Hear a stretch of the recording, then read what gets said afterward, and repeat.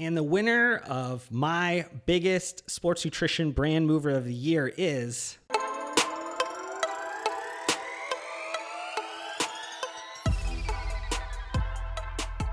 If you've been a part of my YouTube channel for over a year now, you guys watched a lot of those like top 5 lists that I did last year at the end of the year. I put out these kind of forward-looking predictive ones. I also do some ones that I look back.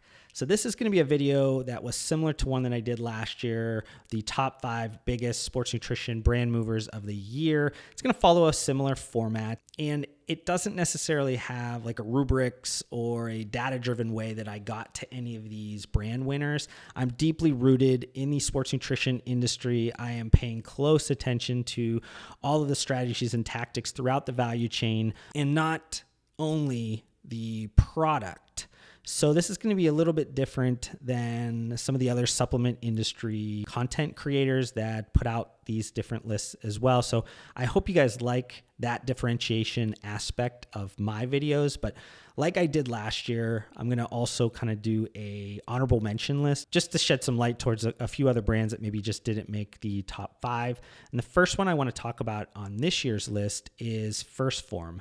Firstform, for me, I just like the culture of Firstform. I think that they're really building something special there. You've seen a ton of growth this year. You've also seen a ton of growth over the last couple of years. I think that they're really focused on helping customers at scale, which is different than a lot of other sports nutrition brands, even though you would think everybody would be rooted in trying to help customers get to their goals. And I think that one specific impressive way that Firstform has been able to do that is with their brand ambassador program. It's one that is definitely looked at by a lot of industry competitors as one of the really great ones. I think that they were really early in on like power users and nano influencers, don't necessarily going after the biggest influencers out there. And I think that that's helped them create more of a customer service specific driven brand over one that's maybe just geared on marketing. So I really like that aspect of their brand. I also like that they're vertically integrated. They are attached to the Supplement Superstores umbrella of stores around the St. Louis area. This was honestly a private label that they kind of created. Firstform was a private label of these stores. So I like that aspect. I think they also own some of their own manufacturing, and they do all of their warehousing and distribution. So I think that they're controlling a lot of aspects of their brand, which is always impressive. But the next one that I want to talk about, another honorable mention, is Bowmar Nutrition. And this is a little bit smaller, probably arguably the smallest brand that's on my list. And I also threw a small brand on my list last year just to kind of raise some eyebrows. So Bowmar Nutrition, if you're not too aware of them, it's an influencer-led brand by Sarah Bowmar. She has a really strong influence over her digital personal brand. She's able to direct them towards some of her businesses. I think she has multiple businesses at this point, but Bowmar Nutrition has really gotten some attention over the last year. And I think that it could be the next kind of like Alani Nu. We're going to get this like hockey puck style, like hyper growth if they can be put into a brick and mortar retail chain like a GNC and a Vitamin Shop and drive sales. Third honorable mention one that I kind of wanted to put on this list is kind of a stark contrast to Bowmar Nutrition, because this is probably the biggest brand that I have on my list, and this is MyProtein. And for those in the US, you might not know how big MyProtein is. And I think what really gets interesting with MyProtein is after they were acquired by the Hut Group, which is a $1.2 billion portfolio of digital properties in fashion, beauty, wellness, maybe a couple other verticals. They then get opened up to a ton of different resources that they can have through, digital capabilities, marketing capabilities, technology, infrastructure, which I think they're utilizing very well in the US. They don't necessarily have to go out and open or build a bunch of warehouses. They already have a ton of them that are kind of getting utilized with some of these other Hut Group websites. So they're able to kind of get in there, and they're also able to shorten a lot of the ship times because of that. That is rivaling, any direct-to-consumer site, even something like an Amazon, because they have so many shipping points. Also, if anybody's ever looked at MyProtein, even glanced at them sideways, you guys know how much digital marketing they have, how much they're utilizing all of those for both customer acquisition and customer retention. And because they are pure play, I think at this point, pure play, direct to consumer, that is the lifeblood. They're controlling their destiny by spending, and they're doing a really good job at it. Now, before I get into my top 5 list, I want to kind of jump back to last year's honorable mention and a few that didn't necessarily make the top 5 this year. I want to highlight brands that I did not put on this year's list, and I want to kind of talk about maybe why I didn't. First one is my buddies over at Man Sports. I had them as an honorable mention last year. I don't necessarily think Man Sports did anything wrong. I still love that they're carving out unique kind of customer bases of supplements. They're not necessarily going after what everybody else is going after, so they're kind of opening up new worlds for them, new revenue opportunities, and that's helping them, I'm guessing, drive down costs of acquisition of customers. So I think that for me, the reason why I didn't necessarily have them on this list is that I think they're building like a lot of foundation. A lot of the framework for growth they think is going to happen in 2020. And because of that, this year was a little bit slow of product, a little bit slow of like outward facing things they did. So for that reason alone, I kind of just didn't put them on this list, but I think they're going to be probably back on the list next year.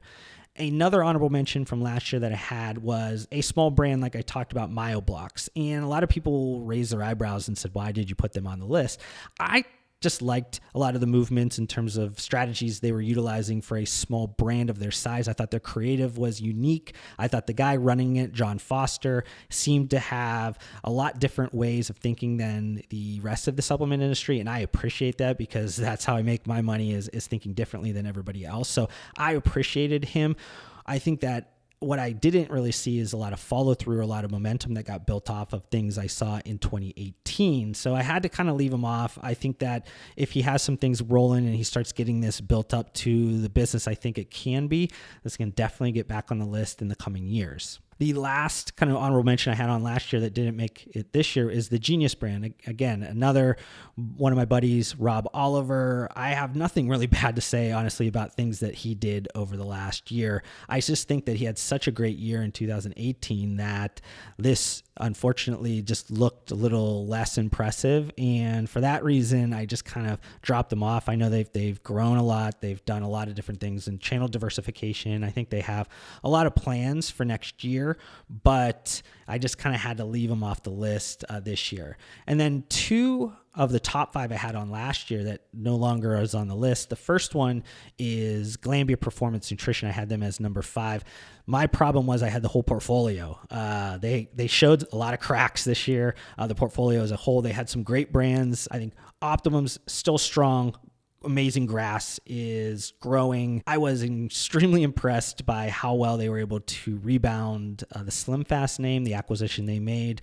So those were all great things, but they also had a lot of just not so great things to the point where I had to actually poke the bear a few times in some of my content and kind of let them know, hey, you guys got to fix some of these cracks here. You know, it's kind of like the Titanic. It hit an iceberg. It hasn't sunk yet, but you definitely need to pay attention to some of these things that are happening within your business because unfortunately there needs to be some things that change. And I'm going to be probably talking about that a ton over the next couple of months as well, but unfortunately I just had to leave them off the list this year. And then I had at number 4 last year, Sparta Nutrition. And this is hard for me not to have them on the list again, because if I was basing this only off of the last 2 or 3 months of 2019, they could be on the list. If they just made those moves in early 2019 and not late 2019, and I actually had some time to see them in market, they would be on this list. They did some great things with advancing some of the licensed flavors. They're taking care of another sensory that gets often mixed in supplements with smell. They're doing a scratch and sniff type of a label, which I find extremely interesting. They did a ton of different things with their branding and such, marketing, kind of invigorating some of their sales channel partners and things of that nature. So if all of those things kind of roll into 2020 very strongly, I can definitely see them on the list again next year. I want to now jump into this top 5 list, the 2019 top 5 biggest sports nutrition brand movers of the year. And I'm going to be going 5 to 1 because it would be no fun if I just started at number 1. And the number 5 brand that I have on my list this year is NutraBio. Their brand is really focused on storytelling around the quality, on the self-manufacturing. And this has become extremely effective in kind of the core sports nutrition market. You've seen them grow in a ton of different channels. You're seeing them start to get some momentum, some growth going. They're obviously not to the point where mainstream maybe knows who they are yet. And I think that comes down to them being able to distill that storytelling in a way that makes sense to mainstream consumers. And I think also just kind of getting some of their marketing programs going, getting past just the science aspect, the quality aspect of the product. I think that opens up people's eyes.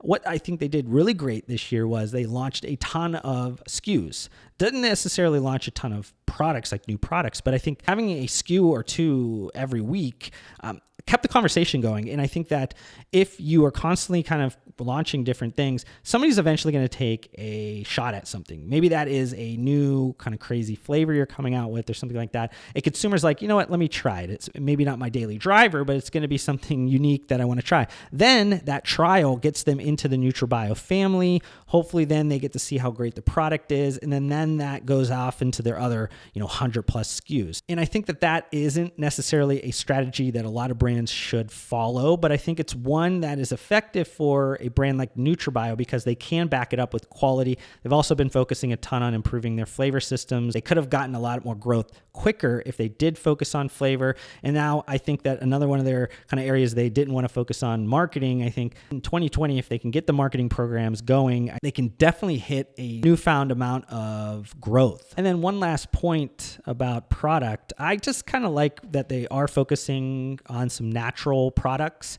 Though that might not be all that big of a business right now, I think that them being kind of early on that and also really focusing on that, I think that you're going to see a ton of benefit maybe in 2021 or something like that as consumers start to shift away from artificial and into more natural things because it tastes just as good. I think taste has always been the limiting factor to some of these natural products. And I think that if NutraBio can continue to work with natural flavors and produce products that are just as great as their artificially flavored and sweetened products, they're going to see a big boost from that natural lineup. Now, my number 4 brand is one that I mentioned briefly when I was talking about Beaumont Nutrition. This is Alani Nu, and they had a ton of growth this year. It honestly was a brand that came, I don't want to say out of nowhere, but it was to this point where you were like, damn, how did I miss this one? I did not have them all that much on my radar last year. I didn't talk about them all that much. I unfortunately get some blind spots sometimes with female or women-focused brands. I made sure this year I did not do that. I had a ton of different pieces of content that were around the opportunity with women's products. What I think is extremely powerful about Alani Nu is that not only did GNC, a $2 billion retailer, talk about them on conference calls, not just one conference call, but I think multiple conference calls. And then every investment deck they put out to the public when they were going out to these different conferences, they were talking about Alani Nu, which is unheard of. You just don't see that. GNC rarely talks about anything outside of GNC private label products. So for them to talk so much about this, the power in which Alani Nu has been on GNC. They've talked about just the amount of new customers that has walked in the door because of the Alani Nu brand, and also women that have walked in the door for the Alani Nu brand. So this is opening up a completely different revenue source for GNC to the point where they're talking about it to some of the investment community. And I don't know the specifics if they were the fastest or not, but for me, just paying attention, they launched early in the year, I think, with GNC, and then they're already now having a dedicated wall, which that time frame that it took from launch to wall is extremely quick. And that's obviously giving them a lot of real estate in the stores, creating a ton of revenue for them.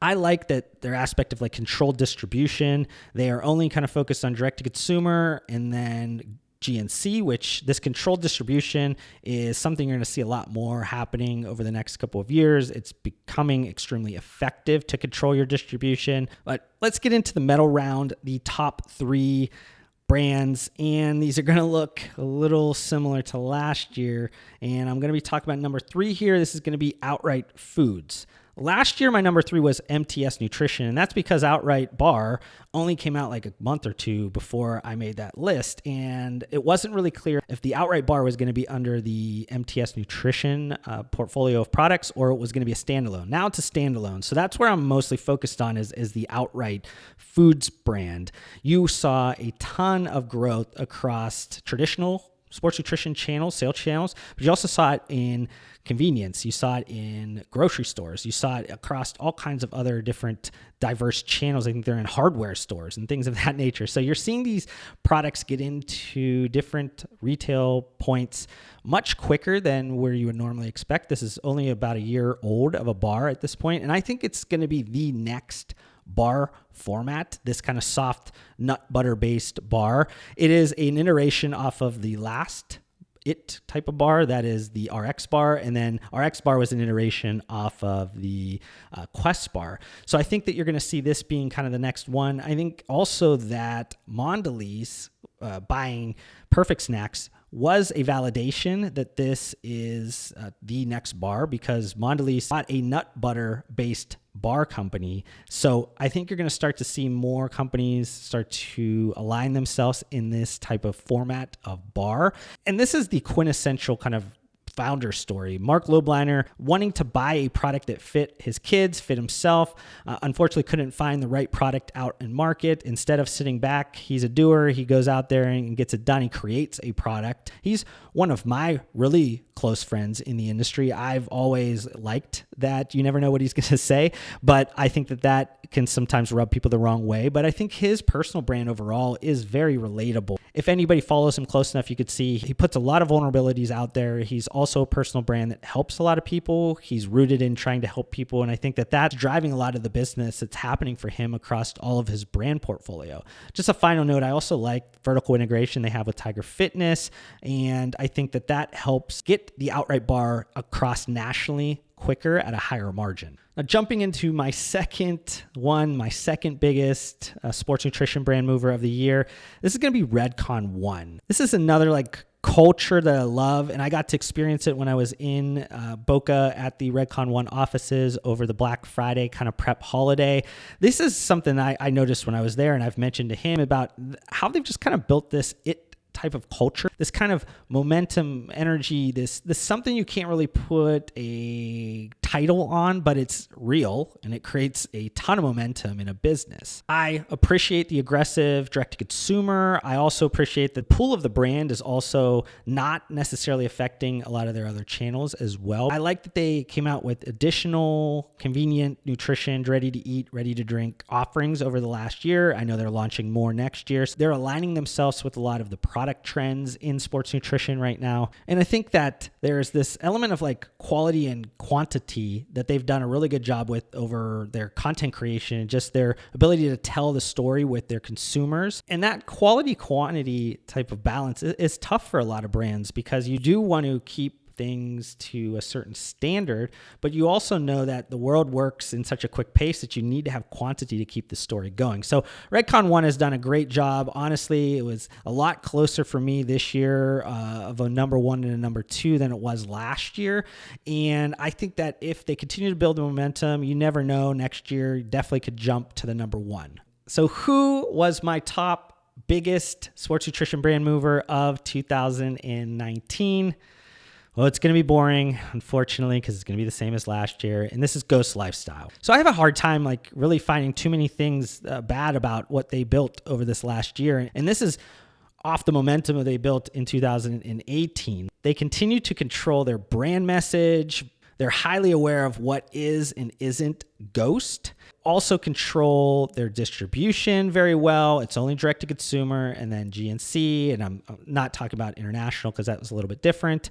That helps them control their destiny and make sure that everything is getting the right customer experience that Ghost expects with transactions. They're also extremely thoughtful in their product map and they're creative. So they're probably leaning more on the quality over the quantity. They have a really strong connection with their kind of customer base that produces a ton of really high quality user generated content that they can use across their social media. I think that creates a lot of organic buzz. They have some mega influencers that are extremely well rooted in the brand's message. It kind of fits well. I also think that having the co-founders, Dan and Ryan, also epitomize the brand and be authentic and be themselves and show that through a YouTube series and anytime you interact with them in person or on social media. I think this all kind of helps and all kind of brings this to be a very well composed growth engine building up to what 2020 could be a much bigger year if they continue to really work closely on a lot of the things that I just noticed. I mean, they're really creating a ton of exclusive experiences